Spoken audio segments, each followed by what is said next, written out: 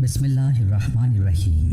رات کو 2 منٹ کی ایک ایسی تسبیح جو اگر کی جائے تو صبح پرندے بھی دولت اور رزق لے کر اس انسان کے گھر آ جاتے ہیں، اور یہ بات کہنے میں معمولی سی لگتی ہے، مگر یہ ایک ایسی حقیقت ہے جس نے بہت سارے لوگوں کی زندگی بدل کے رکھ دی ہے، اور بہت سارے ایسے واقعات موجود ہیں جس نے بھی اس عمل کو کیا، اللہ پاک نے اس کی قسمت بدل کر رکھ دی۔ آج آپ کو ایک ایسا ہی عمل بتائیں گے جو کرنے سے رزق 7 نسلوں تک ختم نہیں ہوگا، اور یہ عمل پرندوں کی مدد سے کرنا ہوگا۔ آپ جانتے ہیں کہ آج کل گرمی کا موسم ہے اور گرمی بھی شدت کی ہے۔ ہماری طرح چرند پرند بھی موسم کی شدت محسوس کرتے ہیں، جس طرح ہم پیاس کی شدت محسوس کرتے ہیں، اسی طرح چرند پرند کو بھی پیاس لگتی ہے۔ گرمی کے موسم میں آپ نے اکثر پرندوں کو مرا ہوا دیکھا ہوگا۔ بعض پرندے اڑتے اڑتے اچانک گر پڑتے ہیں، یہ پیاس کی شدت کی وجہ سے ہی گرتے ہیں اور مر جاتے ہیں۔ اس موسم میں نیکی کرنے کا یہ بھی ایک موقع ہے۔ اپنے مکان کی چھت، بالکونی یا جہاں پرندے آسانی سے آ جا سکیں، ایسی جگہوں پر کسی چوڑے برتن میں پانی رکھ دیجئے، اور ہو سکے تو پرندوں کا کھانا بھی رکھ دیجئے، یعنی چارہ بھی رکھ دیجئے۔ شہر کے لوگوں کو اس کا خاص خیال رکھنا چاہیے، یہ ایک صدقہ ہوگا۔ سیدنا انس رضی اللہ تعالیٰ عنہ سے روایت ہے کہ رسول اللہ صلی اللہ علیہ وسلم نے فرمایا، جو مسلمان درخت لگائے یا کھیت یا پھر اس میں سے کوئی پرندہ یا آدمی یا جانور کھائے تو اس کو صدقے کا ثواب ملے گا، اور اللہ پاک اس کے رزق میں بھی بے تحاشا اضافہ کریں گے، کیونکہ پرندے اللہ پاک کی ایسی مخلوق ہیں جو انسان کے حق میں جو بھی اس کو پیار کرتا ہے اس کے لیے دعائیں کرتی ہیں۔ آج آپ کو وہ رزق بتا رہا ہوں جو صدیوں سے میرے بزرگوں سے چلا آ رہا ہے۔ وہ یہ کہ جیسے ہی گرمیوں کا موسم آ جائے تو آپ ایک مٹھی گندم لیں، اگر گندم نہیں تو چاول لے لیں۔ ایک مٹھی چاول پر رات نماز عشاء کے بعد 33 بار سورہ کوثر پڑھ کر سارے دانوں پر دم کر دیں، اور ان دانوں کو اپنی چھت کے اوپر جہاں چھاؤں ہو وہاں بچھا دیں، اور ساتھ پانی بھی رکھ دیں۔ اگر آپ کی چھت پر پرندے زیادہ تعداد میں آتے ہیں تو آپ 5 مٹھی دانوں پر بھی یہ عمل کر سکتے ہیں۔ اسی طرح روزانہ 1 مٹھی پرندوں کو دیں اور 4 دن لگاتار یہ عمل کرتے رہیں۔ انشاءاللہ جب رب کریم کے بھوکے پیاسے پرندے جب بھی آپ کے ہاتھوں سے دیا ہوا رزق کھائیں گے تو وہ اللہ سے فریاد کریں گے اور آپ کے حق کے لیے اللہ سے دعائیں کرتے رہیں گے۔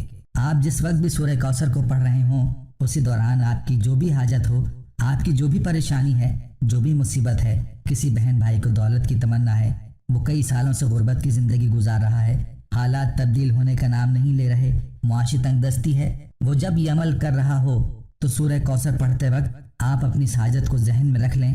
انشاءاللہ جو پرندے آپ کے ہاتھوں سے پڑھا جانے والا رزق کھائیں گے تو رب سے دعا کریں گے، اے رب کریم تو اپنی اس بندے کی حاجت کو پورا فرما۔ اور اگر اولاد کہنا نہیں مان رہی تو اولاد کا ذہن میں رکھ کر یہ عمل کریں۔ اگر اولاد پیدا نہیں ہو رہی، شادی کو بہت عرصہ گزر چکا ہے مگر اولاد نہیں ہو رہی، تو ایک بار سچے دل کے ساتھ اس عمل کو ضرور کریں، انشاءاللہ آپ کی اولاد بھی ضرور ہوگی۔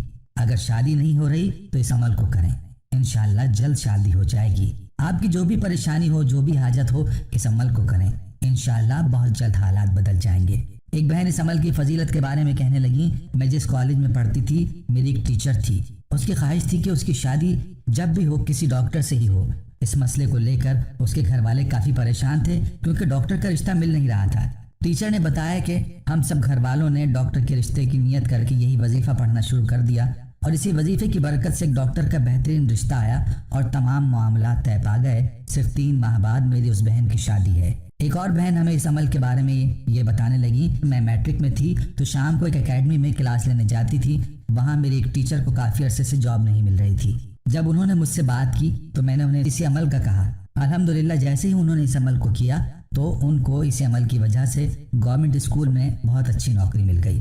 اسی طرح ایک اور بہن جو کہ تفصیل سے یہ بتانے لگی، میری چھوٹی خالہ ایک دن ہمارے گھر آئیں، باتوں باتوں میں انہوں نے بتایا کہ میں عمرے پر جانا چاہتی ہوں، پاسپورٹ بنا لیا ہے، چند دنوں میں عمرے کے لیے جمع کرانا ہے۔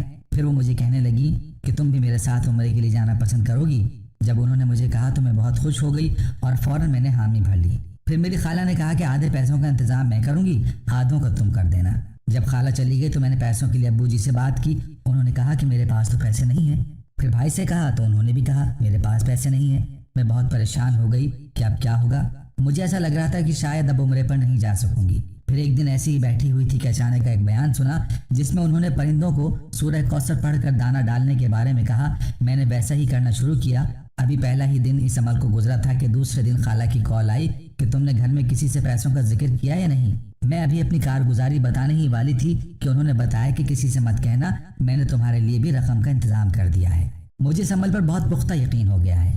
میں نے عمرہ کیا، پھر جب جب میری جو حاجت ہوتی اس عمل کو کرتی رہتی، اللہ کریم میری ہر حاجت کو پوری کرتے رہتے۔ میں نے اس عمل کا جس بہن بھائی کو بتایا، الحمدللہ ان کی جو بھی حاجت ہوتی اللہ پاک پورا فرما دیتے تھے۔ پیارے دوستو، آپ یقین مانیے کہ پرندوں کی دعا فوراً اثر کرتی ہے۔ اسی وجہ سے ہمارے دین نے بھی ہمیں پرندوں اور جانوروں کے ساتھ اچھا سلوک کرنے پر زور دیا ہے۔ آپ صلی اللہ علیہ وسلم نے جانوروں کے ساتھ احسان کا حکم دیا ہے اور اس کو اجر و ثواب کا باعث بتلایا۔ حضرت ابو ہریرہ رضی اللہ تعالیٰ عنہ سے روایت ہے کہ حضور اکرم صلی اللہ علیہ وسلم نے فرمایا کہ بدکار عورت کی بخشش صرف اس وجہ سے کی گئی کہ ایک مرتبہ اس کا گزر ایک ایسے کنویں پر ہوا جس کے قریب ایک کتا پیاسا کھڑا تھا، شدت سے ہانپ رہا تھا اور قریب تھا کہ وہ پیاس کی شدت سے ہلاک ہو جائے۔ کنویں سے پانی نکالنے کو کچھ نہیں تھا۔ اس عورت نے اپنا چرمی موزہ نکال کر اپنی اوڑھنی سے باندھا اور پانی نکال کر اس کتے کو پلایا۔ اس عورت کا یہ فعل بارگاہ الہی میں مقبول ہوا اور اس کی بخشش کر دی گئی۔ مسلم باب فضل ساقی الباہم، حدیث نمبر 5988۔ ایک شخص نے نبی کریم صلی اللہ علیہ وسلم سے عرض کیا کہ اے اللہ کے رسول صلی اللہ علیہ وسلم، میں اپنے حوض میں پانی بھرتا ہوں، اپنے اونٹوں کو پانی پلانے کے لیے کسی دوسرے کا اونٹ آ کر اس میں سے پانی پیتا ہے تو کیا مجھے اس کا اجر ملے گا؟ تو رسول اللہ صلی اللہ علیہ وسلم نے فرمایا، ہر تر جگر رکھنے والے میں اجر و ثواب ہے۔ ایک صحابی نے ایک پرندے کے گھونسلے سے اس کے بچے کو اٹھا لیا تو وہ پرندہ بے تابی سے شور مچانے لگا۔ حضور اکرم صلی اللہ علیہ وسلم نے پوچھا، کس نے پرندے کے بچوں کو اٹھا کر اسے بے قرار کیا ہے؟